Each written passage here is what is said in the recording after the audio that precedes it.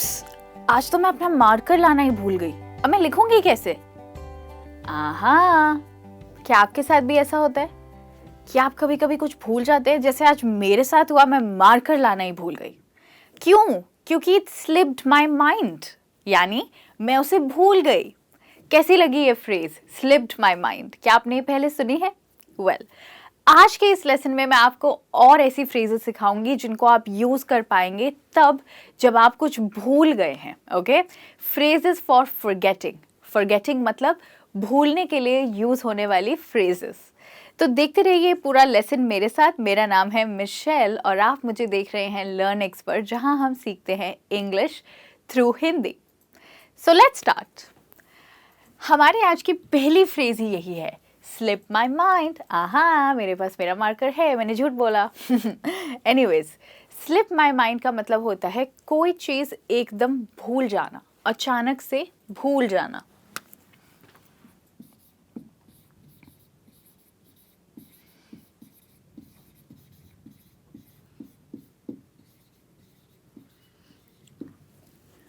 अच्छा सोचिए, अगर आपको अपने दोस्त को दोपहर को कॉल करना था और आप भूल गए और फिर आपने उन्हें रात को कॉल किया। आप कहेंगे सॉरी यार, मैं रात में दोपहर को कॉल करना भूल गया, इसलिए अभी कॉल कर रहा हूँ।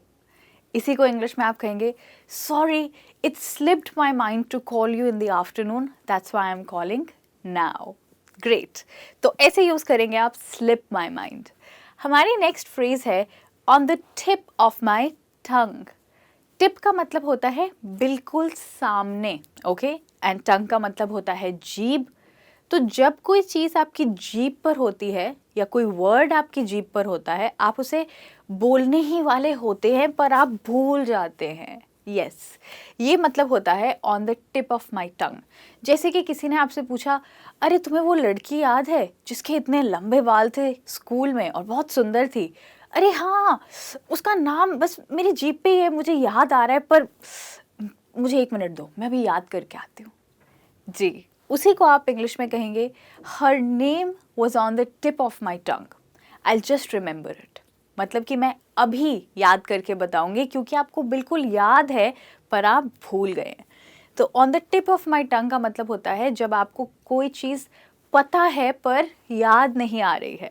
कितनी बारी होता है ना ऐसे, कुछ पता है पर याद नहीं आ रहा है।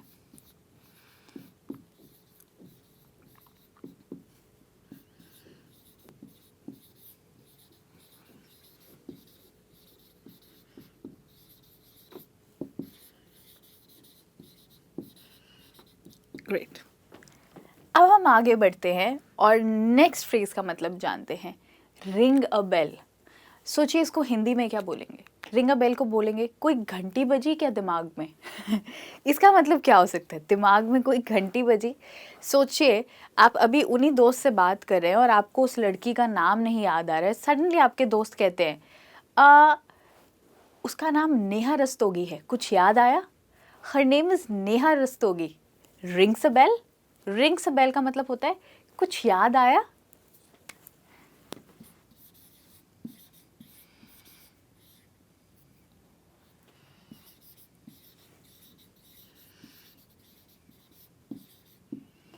ओके, अब हम नेक्स्ट फ्रेज देखते हैं, my mind went blank. Blank का मतलब होता है जब कोई चीज़ एकदम खाली हो जाती है। ओके, ब्लैंक मीन्स खाली होना। और यहाँ पर क्या खाली हो रहा है? माइंड। तो ये तब होता है जब आप किसी सिचुएशन में बहुत नर्वस होते हैं या डर रहे होते हैं, तब आपका माइंड एकदम ब्लैंक हो जाता है, यानी आप बिल्कुल सब कुछ भूल जाते हैं। फॉर एग्ज़ाम्पल, आप किसी इंटरव्यू में गए, आपने बहुत प्रेपरेशन की, फिर सडनली जैसे ही उन्होंने आपसे सवाल पूछने शुरू किया, आप सब भूल गए। तब आपके साथ क्या हुआ? Your mind went blank.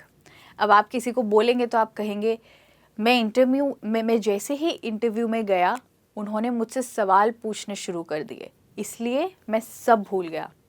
The moment I went for the interview, they started asking me questions, so my mind went blank.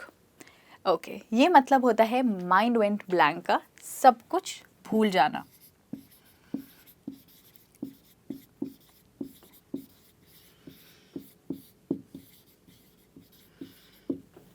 Okay, हमारी नेक्स्ट फ्रेज है आई कांट रिकॉल। रिकॉल का मतलब होता है याद करना, याद करना या याद आना। ठीक है, तो अगर आप किसी से बात कर रहे हैं और आप उनको पहचानते हैं पर आपको उनका नाम नहीं याद आ रहा, तो आप क्या कहेंगे? मैंने तुम्हें देखा है पर मुझे तुम्हारा नाम नहीं याद आ रहा।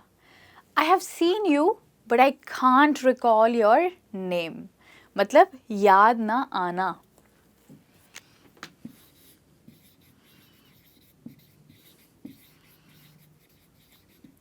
अब जैसे आप उनसे बात कर रहे हैं, आप कह रहे हैं I can't recall your name, तो आप कहेंगे you have to jog my memory.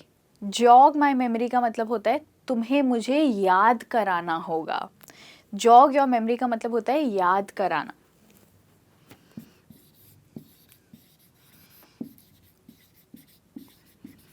जैसे आप जॉगिंग पर जाते हैं तो आप एकदम एनर्जेटिक हो जाते हैं, ऐसे ही जब आप अपने दिमाग को जॉग करते हैं, कोई चीज़ बार बार सोचते हैं, तो वो आपको याद आ जाती है।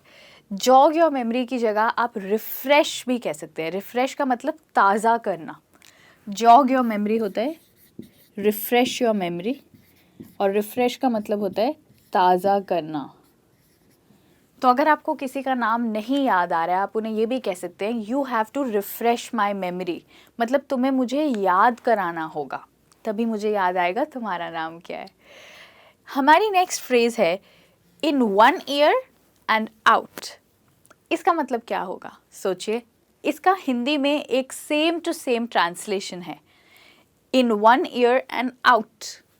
क्या आप सोच सकते हैं? इसको हिंदी में बोलते हैं एक कान से अंदर और दूसरे कान से बाहर। ये कब होता है? ये तब होता है जब आप बहुत बिजी होते हैं। जी, जैसे कि आप अपने कंप्यूटर पर कोई काम कर रहे हैं और कोई आपको कोई इम्पोर्टेंट इन्फॉर्मेशन देता है, जैसे कि किसी का नाम और पता। आपने बोला हाँ हाँ हाँ ठीक है, पर आपने सुना नहीं, और आपने एक कान से सुना, दूसरे कान से बाहर निकाल दिया, मतलब आपने ध्यान नहीं दिया। फिर वो आपसे कहेंगे थोड़ी देर बाद, यार वो नंबर देना जो मैंने तुम्हें उस वक्त दिया था। आप कहेंगे सॉरी यार, मैंने उस टाइम ध्यान नहीं दिया। तो आप कहेंगे sorry, it went from 1 year and out, मतलब मैंने ध्यान नहीं दिया इसलिए मैं भूल गया।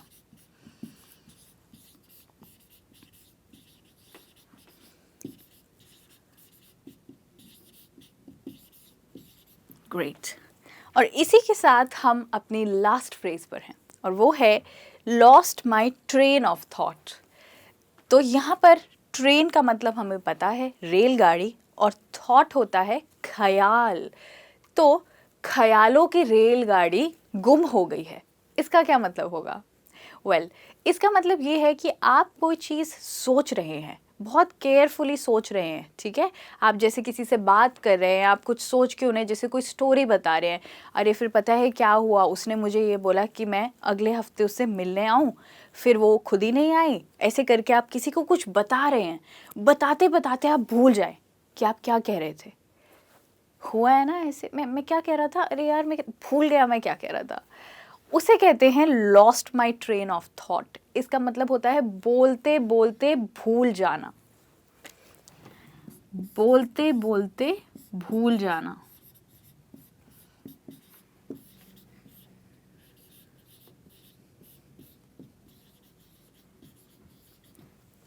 ग्रेट। तो इसको आप कहेंगे, अरे मैं क्या कह रहा था, मैं बोलते बोलते भूल गया। Oh, what was I saying, I lost my train of thought. यहाँ पर हम इसलिए ट्रेन कह रहे हैं क्योंकि हम बहुत सारी बातें कह रहे हैं और वो एक ट्रेन के जैसे चलती जा रही हैं, हमारे ख्याल चलते जा रहे हैं, पर suddenly my mind went blank. Very nice. तो इसके साथ हम इस लेसन के एंड में हैं, और आज हमने सीखी हैं कुछ बहुत यूज़फुल फ्रेजेस भूलने के बारे में बताने के लिए। आई होप आप इन फ्रेजेस को अपनी डेली कॉन्वर्सेशंस में यूज़ कर पाएंगे। प्लीज़ इन फ्रेजेस को अपनी नोटबुक में लिखिए और इनका मतलब लिखिए, और फिर इनको यूज़ करने की कोशिश कीजिए। अगर आपको कोई कन्फ्यूजन है आप कमेंट में डाल सकते हैं। Thank you so much. मैं जल्द ही मिलूंगी एक और नए लेसन के साथ। तब तक सीखते रहिए इंग्लिश लर्न एक्स पर, जहाँ हम सीखते हैं English through Hindi. Bye bye.